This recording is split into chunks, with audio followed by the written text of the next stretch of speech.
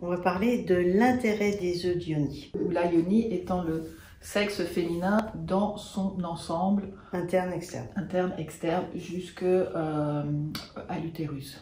Et les œufs de Ioni, on les met dans notre Ioni, c'est-à-dire là, ça sera dans notre vagin. Quel est le rôle des œufs de Ioni? C'est de mieux se connaître. Oui, parce qu'un œuf de yoni va être inséré dans le vagin. Donc déjà, l'acte d'insérer cet œuf dans le vagin, c'est un acte qui est conscient. Vraiment, ce dialogue entre cette pierre qui est insérée et le sexe. Comment est-ce qu'il parle? Comment est-ce qu'il est investi? Comment est-ce que ta yoni se connecte à toi? Et comment toi, tu te connectes à ta yoni? Et ça dépend des différentes pierres. Ouais. Il y a des pierres, la pierre la plus connue, c'est les pierres de jade, qui ont certains avantages.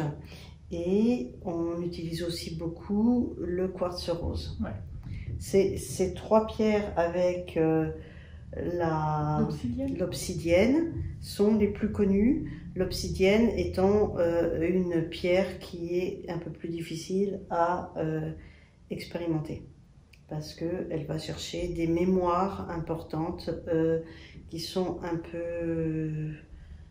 qui peuvent être un peu violentes. Oui, qui peuvent être du transgénérationnel aussi. Voilà, c'est femmes. La jade et le quartz rose sont plus soft. Oui, pierre de guérison. Voilà.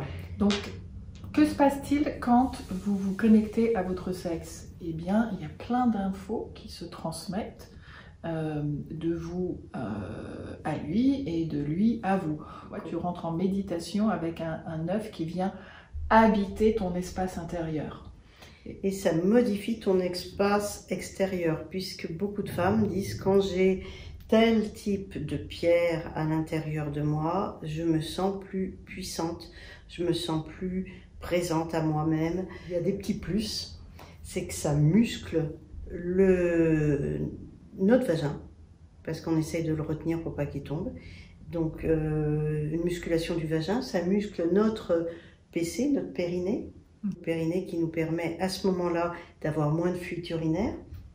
Le fait d'avoir un vagin plus tonique va permettre d'avoir plus de plaisir, parce qu'on sentira plus les contractions et on sentira plus le pénis aussi, ou le god, peu importe. Et en contractant son périnée, tu amènes ton énergie sexuelle en toi et tu la fais monter. Donc, contracter ton périnée amène plus de sang à l'intérieur, de sang dans ton vagin, donc de plus de sensibilité et beaucoup plus réactif à la caresse, au souffle, au baiser, à la stimulation digitale par exemple. Il y a certaines femmes qui gardent même son œuf de yoni lors d'une pénétration avec un pénis. Et elles disent... Très douce. Oui. Très slow sex. Oui. Pas du tout oui, parce que là, de grands allers-retours. C'est vraiment quelque chose de très conscient avec le partenaire ou la partenaire qui s'adapte à des mouvements très très lents et donc qui rentre dans une danse et une connexion très lente, puisque si ton partenaire est masculin, donc il y a le pénis qui vient buter un peu contre l'œuf. Et l'œuf qui vient masser ici le col du cervix, donc il vient masser les différents points tout autour, donc des orgasmes profonds, et puis la pression de l'œuf sur le gland qui ajoute à une expérience nouvelle. Donc un espace de connexion pour les partenaires qui peut être beaucoup plus plein, une expérience différente.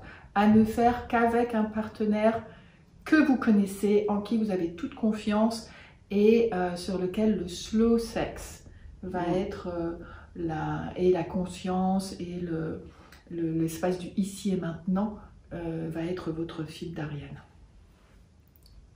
Voilà pour les intérêts des œufs de yoni. Alors il y en a d'autres, tu m'avais parlé des petits plus, la lubrification. Oui, ça augmente la lubrification aussi. C'est important de le dire, un œuf de yoni se garde aussi longtemps qu'il a envie, enfin que ton vagin a envie de le garder, tu gardes ton œuf de yoni. Rien ne va se passer en le gardant, il n'y a pas de... Tu peux le perdre. Oui, tu peux juste le perdre. Sauf quand il y a un fil. Toi, le fil, pour moi, il est vecteur de possible quand on va aux toilettes de petites infections, donc à retirer pour nettoyer. Mais Oui. autrement, un œuf sans fil reste aussi longtemps qu'il le veut, tapissé dans ton vagin, et va tomber quand il a envie de tomber. En revanche, quand il tombe et que ça reste coincé dans les petites lèvres ou les lèvres internes, ça peut être un peu inconfortable. Oui, t'as intérêt à avoir une culotte quand même. Oui, par exemple. Et puis faire attention de ne pas les perdre dans les WC parce qu'on oublie qu'on a notre œuf à l'intérieur. Exact. Et après, c'est la pêche, non plus aux œufs de Pâques, mais à ton œuf. Ce qui est important aussi qu'on peut dire, c'est que la ficelle est nécessaire quand on commence parce qu'on a toujours peur qu'il ne descende pas quand on veut. En fait, on y arrive très très bien, il suffit de s'accroupir et l'œuf descend. Oui, tu pousses, comme si tu allais à la selle. Mais par contre, il ne faut surtout pas tirer dessus parce que ça peut blesser un peu le vagin. Ouais. Voilà. Merci beaucoup. À bientôt. À bientôt. Au revoir.